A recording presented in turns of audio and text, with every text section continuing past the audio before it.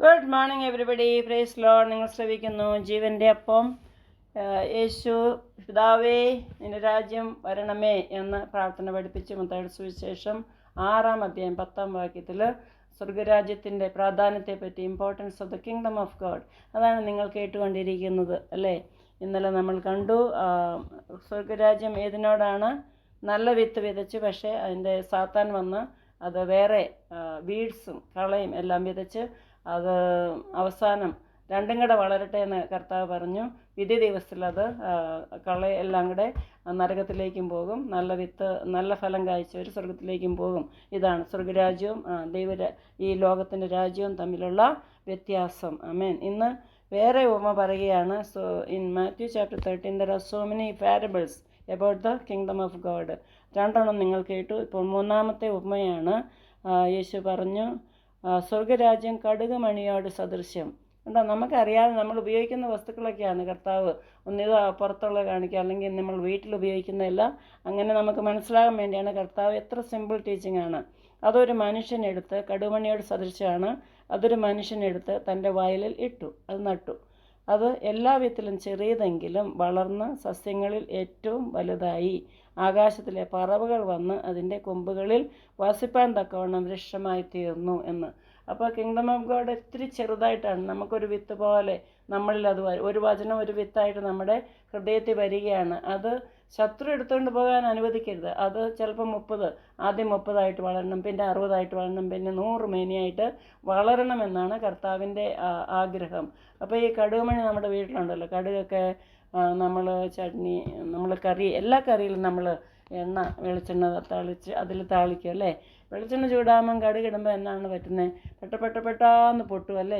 അത് നിറഞ്ഞിരിക്കുന്നതുകൊണ്ടാണ് അങ്ങനെ പൊട്ടുന്നത്. വേറെ ഏതെങ്കിലും ജീരകമോ ഉലുവയോ അങ്ങനെ വല്ലതും ഉഴുന്നോ ഏതെങ്കിലും നമ്മൾ ഇട്ടാൽ അതൊന്നും പൊട്ടുകയല്ലോ. പക്ഷേ കടുക് മണി നിറഞ്ഞിരിക്കുകയാണ്, ഇറ്റ് ഈസ് ഫുള്ള്, അതുകൊണ്ടാണ് ഇങ്ങനെ പൊട്ടുന്നത്. സോ ഞാനിങ്ങനെ ഇടയ്ക്കൊക്കെ കുക്കിംഗ് ചെയ്യാറുണ്ട്.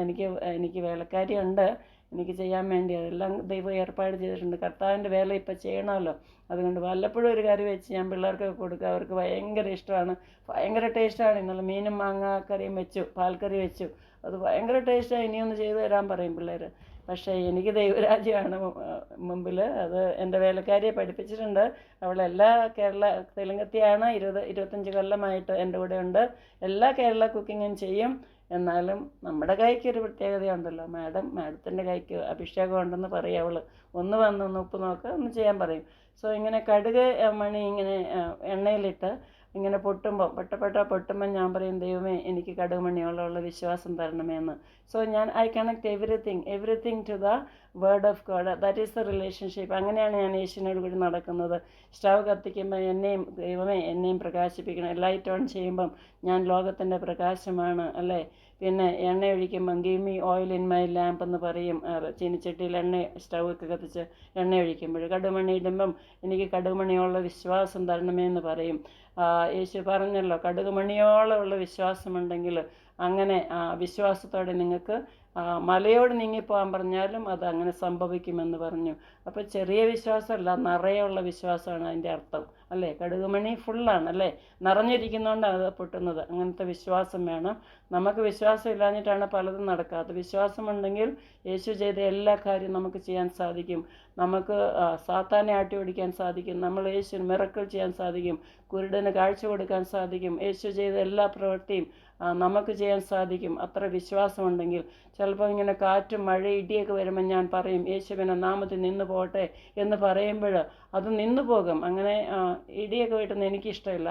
അപ്പോൾ അത് ഉടനെ നിർത്താനുള്ള പവർ നമുക്കുണ്ട്. നമ്മുടെ വാക്കിൽ അത് വിശ്വാസം അനുസരിച്ചാണ്. നമുക്ക് എന്ത് ലഭിക്കണമെങ്കിലും വിശ്വാസമാണ്. കർത്താവേ, he wants to trust 100%, complete trust ഉണ്ടാകണം. ചിലപ്പോൾ ഈ വിശ്വാസമില്ലാതെ അവിടെ ഇവിടെയൊക്കെ അല്ലേ, ഇഫ് യു ഡൗട്ട് ചെയ്താൽ നമുക്കത് ലഭിക്കുകയില്ല. അതുകൊണ്ട് യേശു പറഞ്ഞു മർക്കോസിൻ്റെ സുവിശേഷം 11-ാം അധ്യായത്തിൽ 23-24 കടുകുമണിയോളം വിശ്വാസമുണ്ടെങ്കിൽ നിങ്ങൾ വിശ്വാസത്തോടെ എന്ത് ചോദിച്ചാലും നിങ്ങൾ സ്വർഗീയ പിതാവ് തരും എന്ന് പറഞ്ഞു.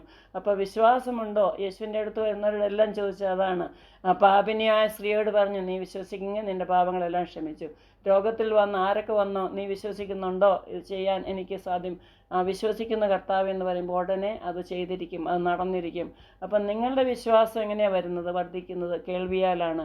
വചനം കേട്ടാൽ മാത്രമേ വിശ്വാസം വരികയുള്ളൂ. എന്തായാലും വചനം ഞാൻ പഠിക്കുന്നു, കേൾക്കുന്നു, അതുകൊണ്ടാണ് എൻ്റെ വിശ്വാസം ഇങ്ങനെ വർദ്ധിക്കുന്നത്. ഇപ്പോഴും പരിപൂർണ്ണമായിട്ടില്ല. നമുക്ക് എപ്പോഴും ഡൗട്ടുണ്ട്, നമ്മൾ മനുഷ്യരാണ്, ബലഹീനരാണ്, ഇതെന്താ കർത്താവ് ചെയ്യാത്തതെന്നൊക്കെ ഓർക്കും. ചിലപ്പം ഹെവൻ ഈസ് സൈലൻ്റ് അല്ലേ, സ്വർഗത്തിൽ ഇതുണ്ടാകും, മൗനം ഉണ്ടാകും, സൈലൻസ് ഉണ്ടാകും, നിശബ്ദത ഉണ്ടാകും. ദൈവം ചിലപ്പം മൗനമായിട്ടിരിക്കും എന്ന് പറഞ്ഞാൽ ദൈവം അറിയുന്നില്ല എന്നല്ല, നിങ്ങളുടെ പ്രാർത്ഥന കേൾക്കുന്നില്ല എന്നല്ല അതിൻ്റെ അർത്ഥം. പക്ഷേ നമ്മൾ ഇയ്യോബിൻ്റെ ബുക്ക് വായിച്ചാൽ, ഇയ്യോബിനെ കുറിച്ച് നമ്മൾ പഠിച്ചല്ലോ, 1 മുതൽ ഒരു 38 അധ്യായം വരെ എത്ര സഹിച്ചു അല്ലേ ഇയ്യോബ്. ഭാര്യയാണെങ്കിൽ തള്ളി പറഞ്ഞു, കൂട്ടുകാരന്മാരാണ് അവനെതിരായി പറഞ്ഞു, ഇവനെന്തോ മഹാപാപം ചെയ്തിട്ടുണ്ട്, അതുകൊണ്ടാണ് ഇങ്ങനെയൊക്കെ സംഭവിക്കുന്നതെന്നൊക്കെ പറഞ്ഞു. എല്ലാവരും തള്ളിപ്പറഞ്ഞു, ഭാര്യയും തള്ളിപ്പറഞ്ഞു, നീ ദൈവത്തെ ശപിച്ചങ്ങ് ചത്തുപോകാനാണ് പറയുന്നത്. അങ്ങനെയൊക്കെ കേട്ടിട്ടും ഇയ്യോബ് പിടിച്ചു നിന്നു. ഇയ്യോബ് ദൈവത്തിൽ വിശ്വസിച്ച് നിന്നു അല്ലേ. എന്നെ സൃഷ്ടിച്ചവൻ എൻ്റെ I know my redeemer lives എന്ന് പറഞ്ഞു. എത്ര വിശ്വാസത്തിൻ്റെ വാക്ക്. ദൈവം തന്നു, ദൈവം എടുത്ത്, ദൈവത്തിൻ്റെ നാമം മാത്തപ്പെട്ടെ. 10 മക്കൾ മരിച്ചപ്പോഴും അതാണ് പറയുന്നത്. അങ്ങനത്തെ ഒരു വിശ്വാസമായിരുന്നു ആ ദൈവഭക്തനായ മനുഷ്യൻ. എത്രയോ ധനികനായിരുന്നു. ഈ വാസ് സോ വെരി റിച്ച്. എന്നിട്ട് പോലും ദൈവത്തെ മുറുകെ പിടിച്ച് നല്ല സാക്ഷ്യം കാത്തു. അതുകൊണ്ട് എന്ത് സംഭവിച്ചു? 42 അധ്യായത്തിൽ കാണുന്നു. അപ്പം 40, 38, 39, 40, 41 ദൈവം ഇടപെട്ടു. ദൈവം എല്ലാം അവരെക്കുറിച്ച് അവർക്ക് പണിഷ്മെൻ്റ് കൊടുത്തു. പക്ഷേ കൂട്ടുകാരന്മാർക്ക്, പക്ഷേ ജോബ് പ്രാർത്ഥിച്ചു അവർക്ക് വേണ്ടി, ദൈവമേ അവരെ അനുഗ്രഹിക്കണമെന്ന് പ്രാർത്ഥിച്ചപ്പോൾ, ഇയ്യോബ് സ്നേഹിതന്മാർക്ക് വേണ്ടി പ്രാർത്ഥിച്ചപ്പോൾ ഇയ്യോബിൻ്റെ സ്ഥിതിയെല്ലാം മാറ്റി. പൂർവാധികം ദൈവം അനുഗ്രഹിച്ചു, ഇരട്ടിയായി അനുഗ്രഹിച്ചു. ഇയ്യോബിനെ തള്ളിപ്പറഞ്ഞവരെല്ലാം വന്ന് ഗിഫ്റ്റെല്ലാം കൊടുത്ത് ആ കന്നുകാലികളെല്ലാം ചത്തുപോയെങ്കിൽ അതിൻ്റെ ഇരട്ടി കൊടുത്തു. മക്കൾ എല്ലാം 10 പേര് മരിച്ചെങ്കിൽ 10 മക്കളും കൊടുത്തു. 10 മക്കൾ ഇരട്ടി കൊടുക്കാത്ത എന്നാണ്? ആ 10 മക്കൾ സ്വർഗത്തിലുണ്ടല്ലേ. ഇവിടെ ഒരു 10 മക്കൾ, അവിടെ ഒരു 10 മക്കൾ, ഇപ്പോൾ 20ആയി. ആമേൻ. അങ്ങനെ ദൈവം ഇരട്ടി തരുന്ന ദൈവമാണ്. അങ്ങനെ നമ്മൾ വിശ്വാസം കടുകുമണിയോട് ഉപമിച്ചാൽ കടുകുമണിയോളം വിശ്വാസം വേണം. കടുകുമണിയായിട്ടാണ് ദൈവരാജ്യം സാദൃശ്യപ്പെടുത്തിയിരിക്കുന്നത്, ഉപമ പറഞ്ഞിരിക്കുന്നത്. അപ്പം ദൈവരാജ്യം ഇങ്ങനെ നമ്മളിൽ വളരണം. അത് വളർന്ന് വികസിച്ച് പക്ഷികൾ കൂട് കെട്ടണം. അനേകം പേരെ നമ്മൾ സ്വർഗത്തിലേക്ക് കയറ്റണം. അതാണ് ഞങ്ങൾ national women's movement, national youth movement, national women's kids movement വരെ ചെയ്യുന്നത്. സ്വർഗം നിറയ്ക്കണം, നരകം കാലിയാക്കണം. സ്വർഗരാജ്യം നിറയണം. എല്ലാവരും പറഞ്ഞേ, സ്വർഗരാജ്യം എന്നിൽ കൂടി നിറയണം. ദൈവം അതിനെല്ലാവരെയും സഹായിക്കട്ടെ, അനുഗ്രഹിക്കട്ടെ. God bless you.